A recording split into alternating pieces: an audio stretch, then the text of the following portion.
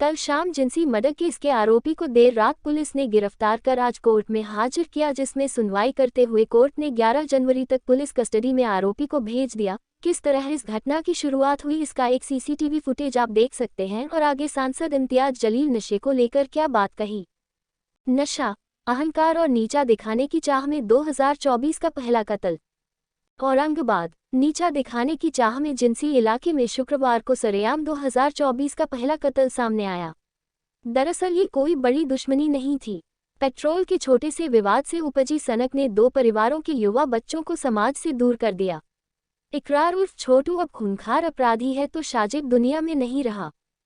पहले हुए विवाद के बढ़ने की संभावना को देखते हुए छोटू के बड़े भाई अबरार ने विवाद खत्म करने के लिए अपने दोस्त सैयद फैजल सैयद शाइकत निवासी अल्तमश कॉलोनी के साथ शुक्रवार को मुलाकात करने का तय किया। अबरार, शाजिब और फैजल शुक्रवार को अपराह 4 बजे जिनसे के एक होटल में मुलाकात करने के लिए पहुंचे। चाय का ऑर्डर देकर तीनों बातचीत करने लगे। इस दौरान अबरार ने कहा कि छोटू आया तो मैटर बढ़ेगा, इसलिए उसे नहीं बुलाया। इस बीच होटल में तीनों की मीटिंग के बारे में छोटू को पता चल गया और वह भी तुरंत होटल में पहुंच गया।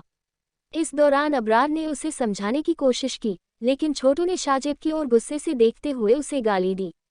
इस पर शाजिब ने आपत्ति जताई तो अचानक छोटू ने जेब से चाकू निकालकर शाजिब के सीने में उतार दिया। इस दौरान फैजल ने उसका हाथ पकड़ने की कोशिश की तो छोटू ने उसके हाथों की उंगलियां काटने का प्रयास किया। हमले में फैजल भी बुरी तरह घायल हो गया। चाकू के गहरे जख्म से बुरी तरह घायल शाजिब वहीं जमीन पर लुढ़क गया। घटना से समूचे परिसर में हड़कंप मच गया और होटल में भीड़ इकट्ठा हो गई। शाजिब को तुरंत एमजीएम अस्पताल ले जाया गया। डॉक्टरों ने उसका खून रोकने का प्रयास किया और पंपिंग शुरू की, लेकिन शाजिब ने दम तोड़ दिया।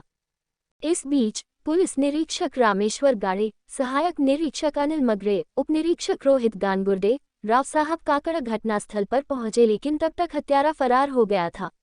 चाकू के वार के चलते होटल रक्तरंजित हो गया था, लेकिन होटल चालक ने खून के धब्बे धो दिए थे।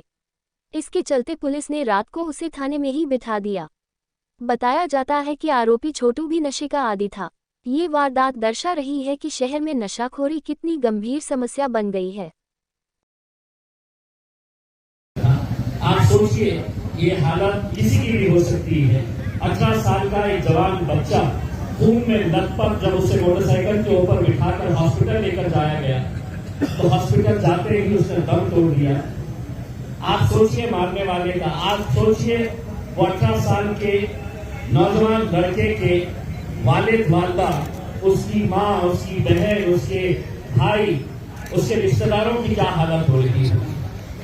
ये लड़ाई जो है ये हम सबको मिलकर लड़नी है, और जब तक हम इस लड़ाई को हम पूरी तरीके से कामयाब नहीं होंगे तो हो सकता है कि आज एक 18 साल का एक नौजवान लड़का, वो आपका कोई दोस्त, आपका कोई रिश्तेदार नहीं होगा, लेकिन वो दिन दूर नहीं है जब ऐसे नशेखोर आपके घर के ऊपर तक भी पहुंच सकते हैं। इसीलिए ये लड़ाई हम सबको मिलकर लड़नी है।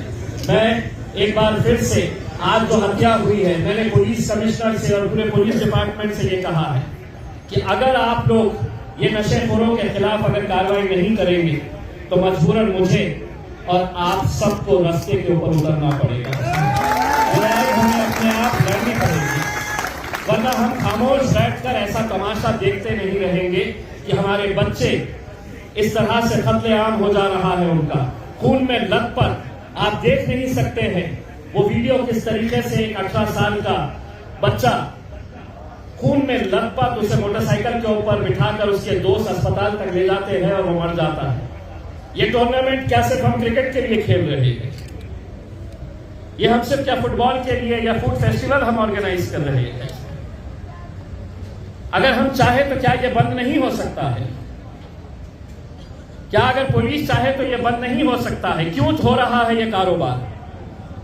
क्यों हर महीने के अंदर हमको कहीं ना कहीं से ये खबरें सुनाई देती हैं कि किसी का कत्ल हो गया है? और जब हम ये टूर्नामेंट ऑर्गेनाइज कर रहे हैं जिसके ऊपर ही लिखा हुआ है कि हम ड्रग फ्री करना चाहते हैं शहर को, और उसी दौरान अगर एक 18 साल का बच्चा अगर मर जाता है, तो मुझे, आपको, हम सबको गौर करने की बात है। हम सबको बहुत संजीदगी से सोचने की बात है। मुझे यकीन है कि इस लड़ाई के अंदर आप पूरी ताकत के साथ मेरा साथ देंगे। और अगर आपका साथ रहा तो मैं इंशाल्लाह यकीन दिलाता हूँ मैं पुलिस की